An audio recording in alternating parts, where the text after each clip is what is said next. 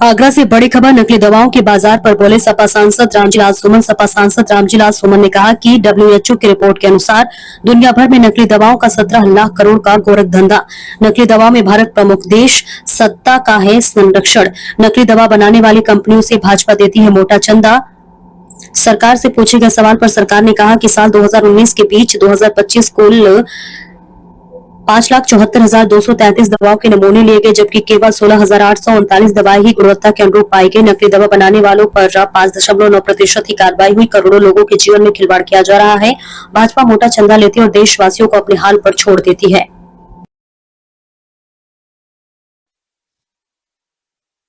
नकली दवाओं का कारोबार बड़े पैमाने पर हो रहा है।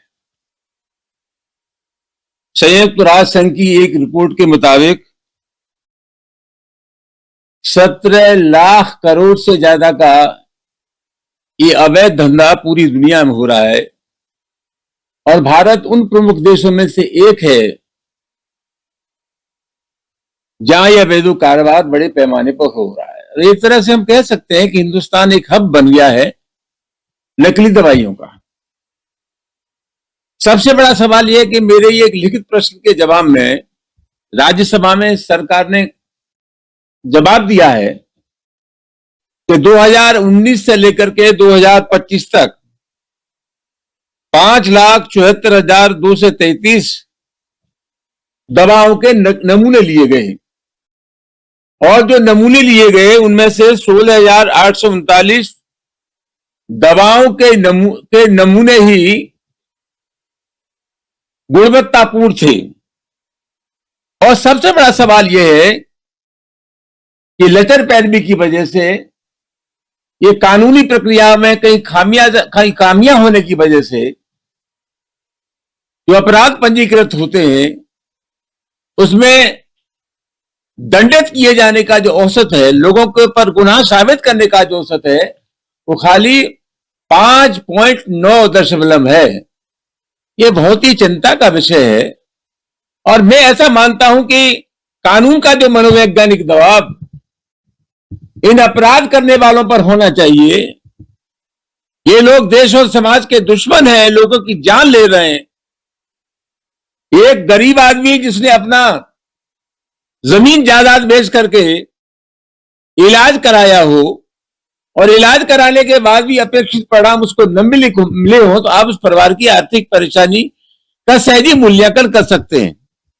तो ये मामला बहुत गंभीर है और मैं कहना चाहूंगा कि 1940 में अंग्रेजों के जमाने में इन नकली दवाइयों के सिलसिले में एक्ट था। 2023 में इस एक्ट में संशोधन हुआ और संशोधन होने के बाद भी जो हम अपेक्षा करते थे इसका कोई दबाव बनेगा, वो दबाव नहीं बना लोगों पर। आज सबसे बड़ा सवाल यह है कि ये कारोबार क्यों फल फूल रहा है। इसलिए फल फूल रहा है कि तमाम दवा कंपनियां, जिसमें सिप्ला लिमिटेड है, सन फार्मा है और तमाम दवा कंपनियां बड़े पैमाने पर भारतीय जनता पार्टी को चंदा देती हैं।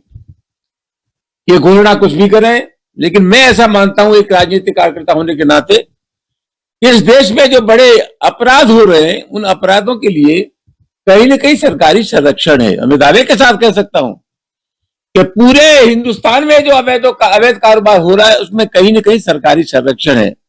मामला बहुत गंभीर है, ये जानलेवा काम है और इस काम में जो लोग लगे हैं उनकी जितनी आलोचना की जाए कम है।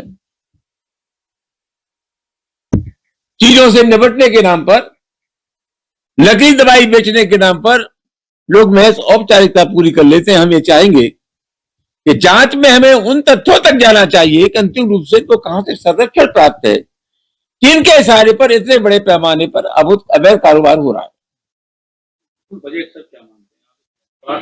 मैंने बताया ना, इतने बड़े पैमाने पर अवैध कारोबार। अभी आप देखा आगरा में छापे पड़े और जो रिपोर्ट प्रकाशित हुई है, जो तथ्य सामने आए कि रेलगाड़ियों में चले आ रहे हैं, तमाम दवाइयां चली आ रही, तो ही पकड़ा गया इन लोगों को। इतने बड़े पैमाने पर ये काम हो रहा है और काम होने के बावजूद भी हम उनके खिलाफ कोई कठोर कार्रवाई नहीं कर पाए। सीधा मतलब क्या है? सीधा मतलब यही है, जैसा मैंने अभी आपसे कहा इतने बड़े पैमाने पर जो काम हो रहा है वो निश्चित रूप से सरकारी संरक्षण में हो रहा है, इसकी तह तक जाना चाहिए और पूर्ण रूपेण इसका खुलासा होना चाहिए।